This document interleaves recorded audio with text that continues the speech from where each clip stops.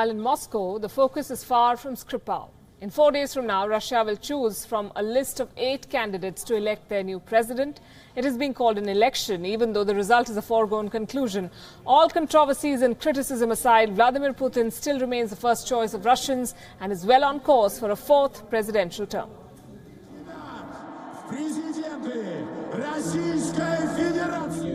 Vladimir Putin is widely expected to secure a 4th term. The March 18th election seems like a formality for the Russian president who was first elected in 2000. The strongman of Russia still remains the favorite choice of Russians in the opinion polls. Pollsters predict that Putin will get more than 70% of the vote. But 7 other candidates are challenging the Russian president.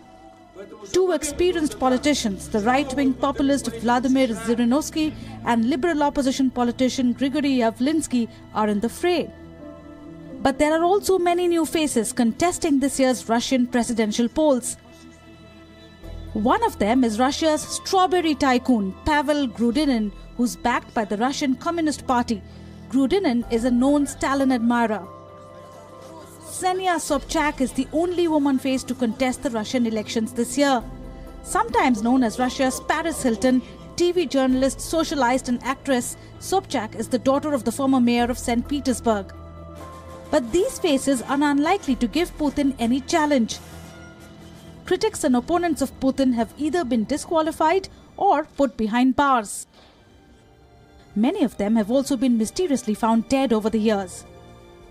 Many had hoped that opposition leader Alexei Navalny would challenge President Putin this year. The 41-year-old was seen as the most serious challenger that Putin has faced while he was in power. But he was not even allowed to contest the polls after he was convicted in a fraud case, which he says is politically motivated. When he took power at the dawn of this century, Putin implemented plans for Russia's economic recovery, which put more money in the hands of the common man.